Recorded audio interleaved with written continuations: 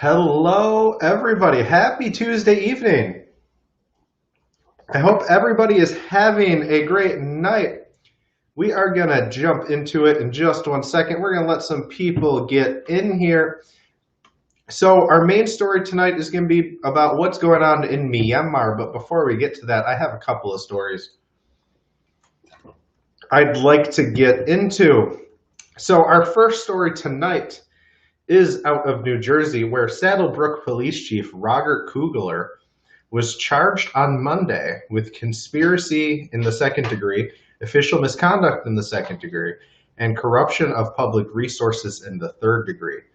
Kugler is alleged to have ordered on-duty police officers to act as police escorts for his funeral home business. All right. So the funeral home is also said to have not have reimbursed the town for the escort services. Now, the Bergen County Prosecutor's Office, for the time being, is handling the day-to-day operations of the police department. And if Kugler is convicted, he could face up to 25 years in jail and a $315,000 fine. All right.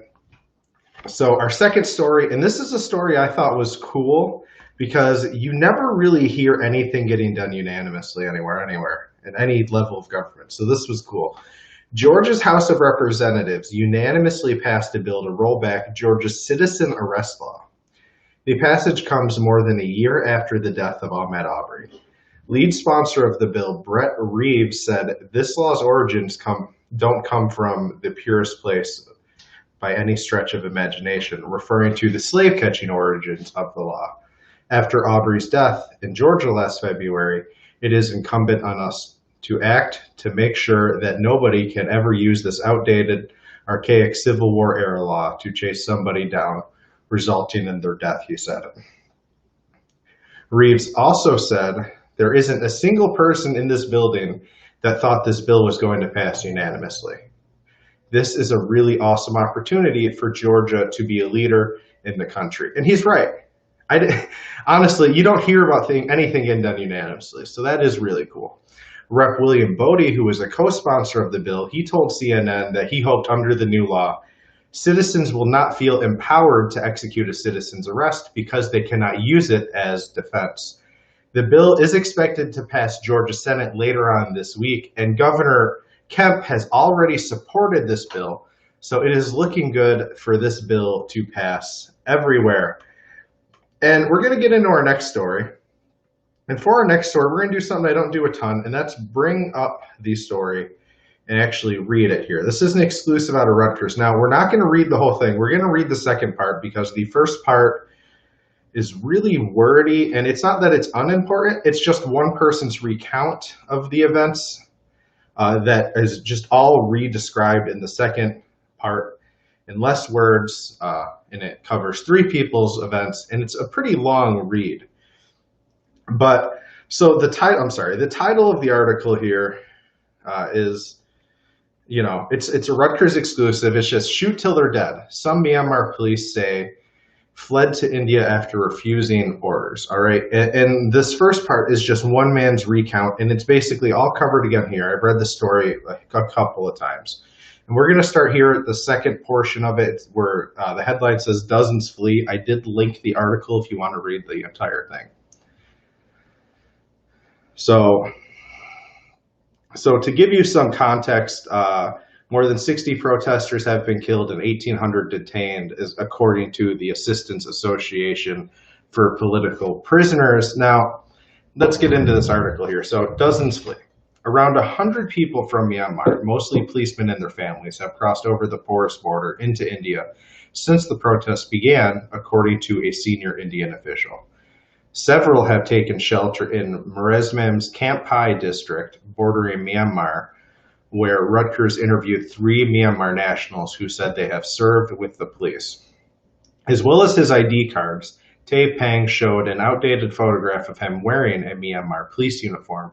He said he joined the force 9 years ago. Tang Pang said that according to police rules, protesters should either be stopped by rubber bullets or shot below the knees. Rutgers could not verify these police policies.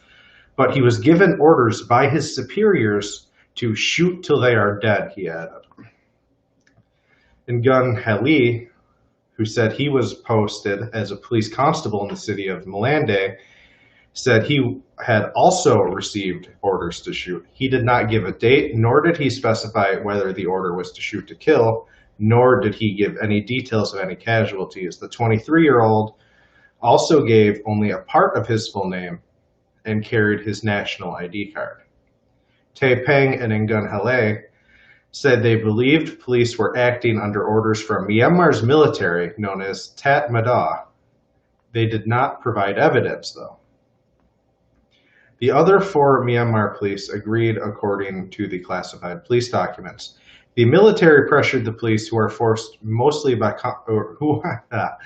I'm so sorry. Let me restart that. The military pressured the police force, who are mostly constables, to confront the people, they said. Ngun Heli said he was reprimanded for disobeying orders and transferred. He sought help from pro-democracy activists online and found his way by road to Mesram's Vehele village on March 6th. The journey to India cost him around 200,000 Myanmar kyat, or $143 here in America, Ngun Heli said.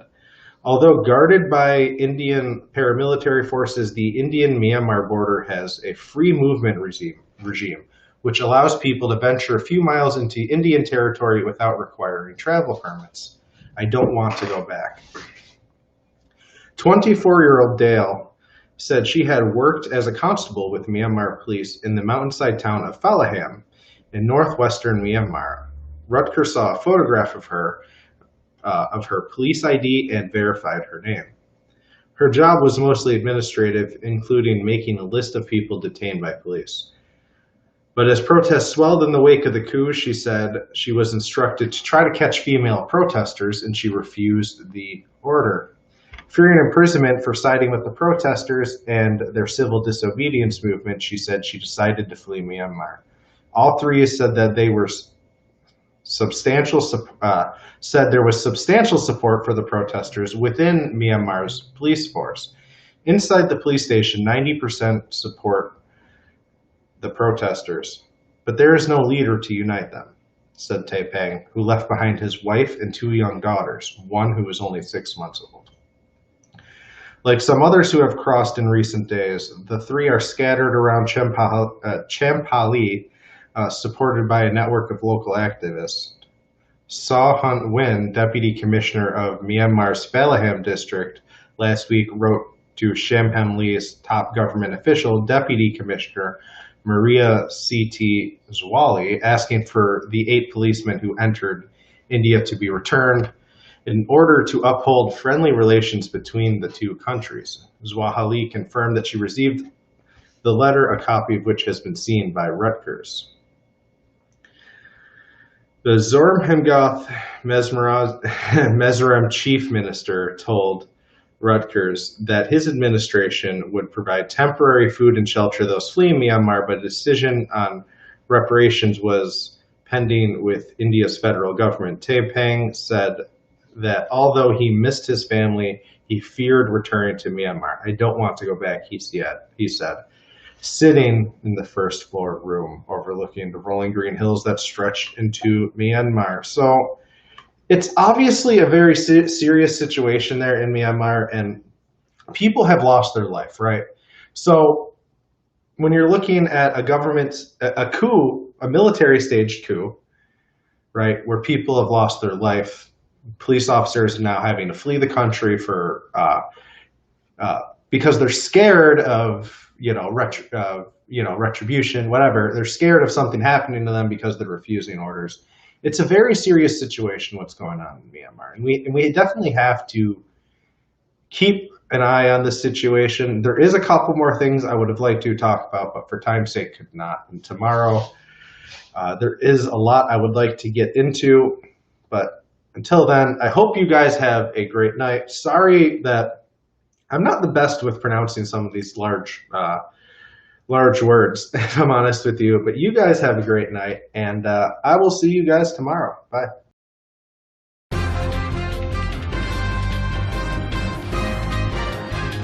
Smart Sound.